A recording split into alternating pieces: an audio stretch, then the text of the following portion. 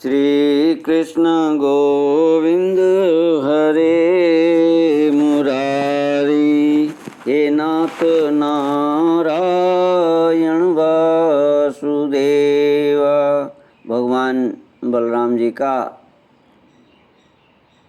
रुक्मिणी जी को आत्मज्ञान देना।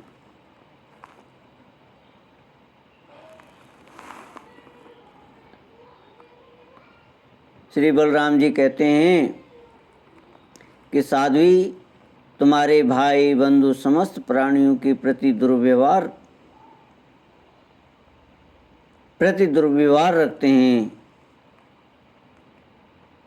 हमने उनके मंगल के लिए उनके प्रति दंड विधान किया है, उसे तुम अज्ञानियों की भांति अमंगल मान रही हो। यह तुम्हारी बुद्धि की विषमता है। देवी, जो लोग भगवान की माया से मोहित होकर देह को ही आत्मा मान बैठते हैं, उन्हीं को ऐसा आत्ममोह होता है कि यह मित्र है, यह शत्रु है, यह उदासीन है। समस्त देहधारियों की आत्मा एक ही है और कार्य कारण से, माया से उसका कोई संबंध नहीं है।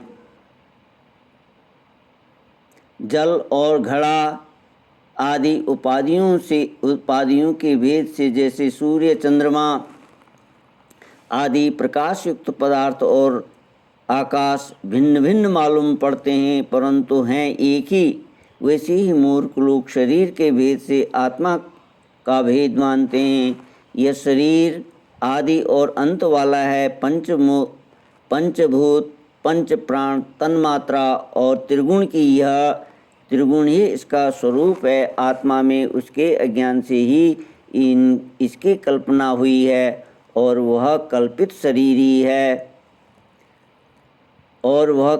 शरीर ही जो उसे मैं समझता है, उसको जन्म मृत्यु के चक्कर में ले जाता है। साध्वी, नेत्र और रूप दोनों ही सूर्य के समान प्रकाशित होते हैं।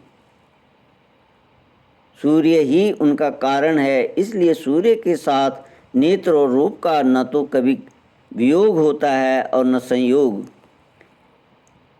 इसी प्रकार समस्त संसार की सत्ता आत्मसत्ता के कारण जान पड़ती है।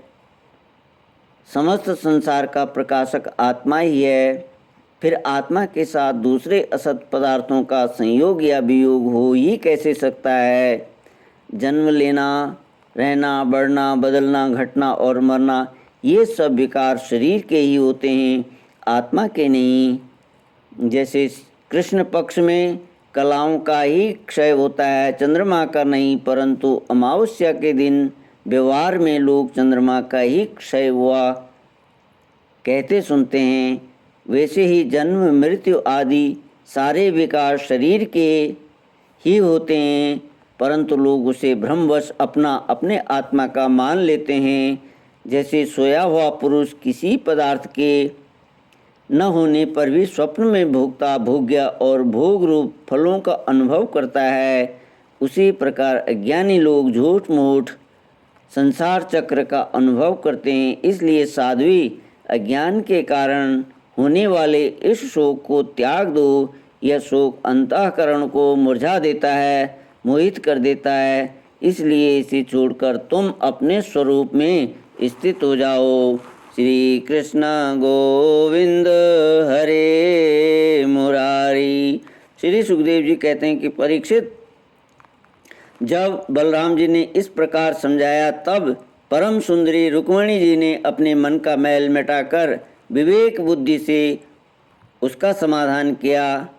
रुक्मी की सेना और उसके तेज का नाश हो चुका था, केवल प्राण बच रहे थे। उसके चित्त की सारी आशा अभिलाषाएं व्यर्थ हो चुकी थीं और शत्रुओं ने अपमानित करके उसे छोड़ दिया। श्री कृष्ण गोविंद हरे मुरारी। हे नाथ नारायण वासुदेव। श्री कृष्ण गोविंद हरे मुरारी। हे नाथ नारायण वासुदेव।